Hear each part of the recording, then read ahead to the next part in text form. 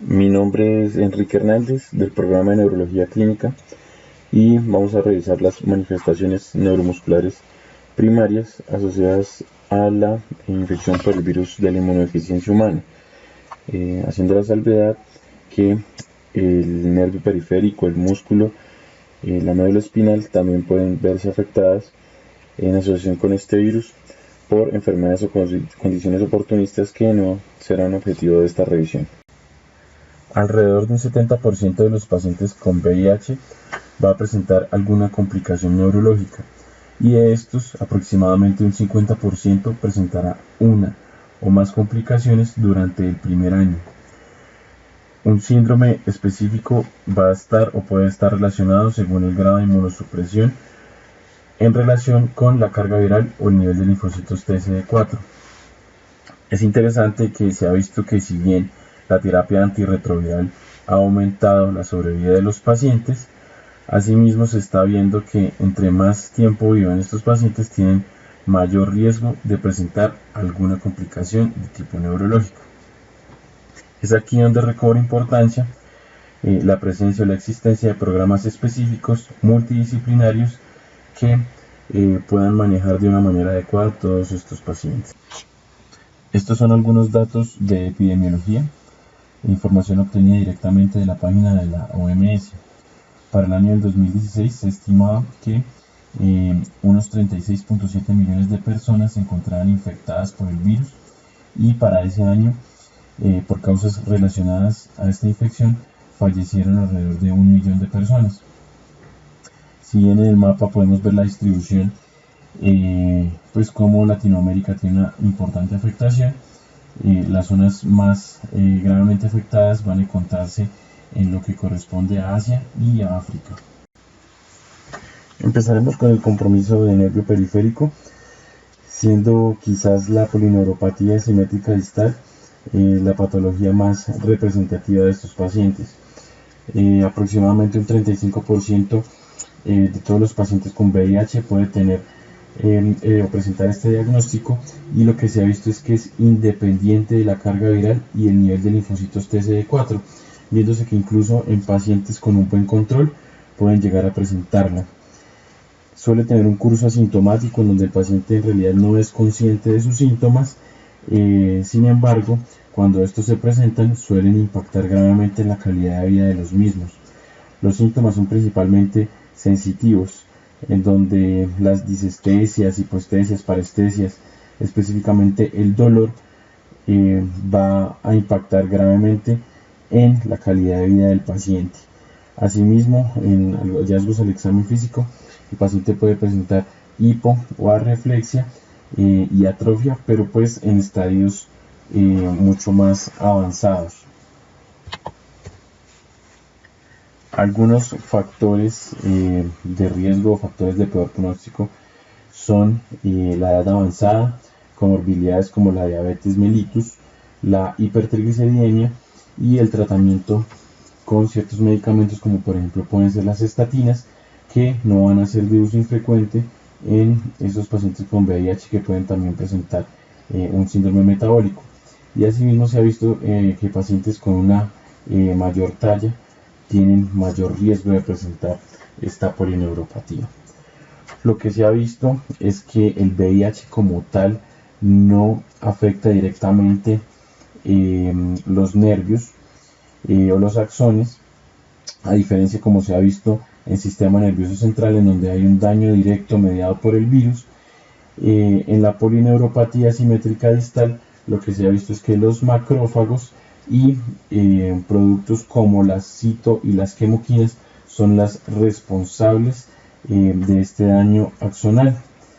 Es por eso que es muy similar, prácticamente indistinguible a la neuropatía tóxica por antirretrovirales, la cual, pues como se mencionó, es indistinguible clínica y electrofisiológicamente, y pues aquí el daño va a estar mediado por toxicidad, específicamente a nivel mitocondrial. En cuanto a las neuroconducciones, vamos a tener una axonopatía sensitivo-motora y la electromiografía puede mostrar una denervación crónica y activa. Sin embargo, Vale la pena aclarar que el diagnóstico es netamente clínico y pues el paciente no tiene por qué ser llevado a la realización de este examen si la clínica simplemente cumple con todos los criterios, a menos que en el diagnóstico diferencial se tengan por supuesto otras sospechas. En cuanto al tratamiento, pues este va a ser completamente sintomático, pues más aún teniendo en cuenta que la terapia antirretroviral se ha visto que no va a influir en gran medida en la recuperación y el deterioro de estos pacientes con esta patología específica. Y en cuanto a los medicamentos, se ha visto una mejor respuesta con la gabapentina, manejo local con parches de capsaicina, por ejemplo. La lamotrigina también ha presentado buenos resultados y algunos derivados del cannabis. Sin embargo, hay que tener en cuenta pues las comorbilidades del paciente y otros factores en donde no puedan ser usados de manera regular un gran arsenal de medicamentos que pueden interactuar con los antirretrovirales y deteriorar más aún la condición clínica del paciente. Continuamos con la polineuropatía desminimizante inflamatoria, en donde pues en pacientes con VIH se puede presentar de dos maneras: en su curso agudo o síndrome de Guillain-Barré, en donde aquí característicamente el paciente puede ser una manera de debut o presentarse como un síndrome retroviral agudo, o la polineuropatía desminimizante inflamatoria crónica, en donde vamos a requerir de un criterio temporal de más de 8 semanas de afectación. Característicamente, los estudios de electrodiagnóstico van a mostrar una neuropatía desminimizante con velocidades de conducción disminuidas, las latencias prolongadas y pueden presentarse bloqueos de la conducción. El análisis del líquido cefalorraquídeo puede ser muy importante, dado que es frecuente encontrar una pleocitosis linfocítica después de la primera semana, los primeros 10 días, y cuando se presenta en un paciente que debuta con un síndrome de Guillain-Barré, puede ser característico que haya una pleocitosis mayor de 50 linfocitos, siendo indicativo de una infección, una primoinfección por VIH. En cuanto a la biopsia, la patología, lo que se encuentra es una desmielinización segmentaria con degeneración axonal, en donde los linfocitos TCD8 cumplen un papel importante. En cuanto a la terapéutica, no va a diferir mucho respecto a los pacientes que no tienen VIH. Pues según el contexto clínico, la plasmaféresis y la inmunoglobulina van a ser utilizadas, pero en estos pacientes puede ser importante un inicio temprano de terapia antirretroviral, impactando en una recuperación más rápida en este tipo o en este grupo poblacional. Mononeuropatías y neuropatías craneales o mononeuropatías craneales. Si bien en la población general las neuropatías compresivas del nervio mediano, del cubital y el fibular son frecuentes, los pacientes que presentan una infección por VIH tienen un riesgo, configuran un riesgo mayor de presentar neuropatías compresivas a este nivel. Las neuropatías craneales también pueden ser frecuentes, específicamente el compromiso del nervio facial, presentando una parálisis, una paresia facial, la cual puede ser uni o bilateral y puede ser uno de los signos de seroconversión. El compromiso de otros pares craneales como el tercero o el octavo par, si bien se pueden presentar a manera de compromiso primario, se debe poner en alarma ante la posible presencia de otras patologías como puede ser linfoma y una infiltración y leukemia linfa. También se han descrito casos de parálisis diafragmáticas como manifestación primaria por la infección por el virus del VIH. Vamos a hablar ahora de la mononeuritis múltiple. En la mononeuritis múltiple el compromiso va a ser de tipo motor y sensitivo. Este va a ser gradual y característicamente va a ser asimétrico. Puede comprometer o puede afectar el nervio periférico, puede comprometer los nervios craneales, así como las raíces nerviosas. Es independiente del nivel de linfocitos TCD4. Esto quiere decir que se puede presentar en cualquier estadio de la enfermedad. sea tempranamente o más tardíamente. Como bien se sabe, el VIH tiene un fenómeno de vasculopatía y vasculitis muy importante, y esta es la fisiopatología que se asume ser la responsable de cuando se presenta la mononeuritis múltiple en el contexto de un paciente con infección por VIH.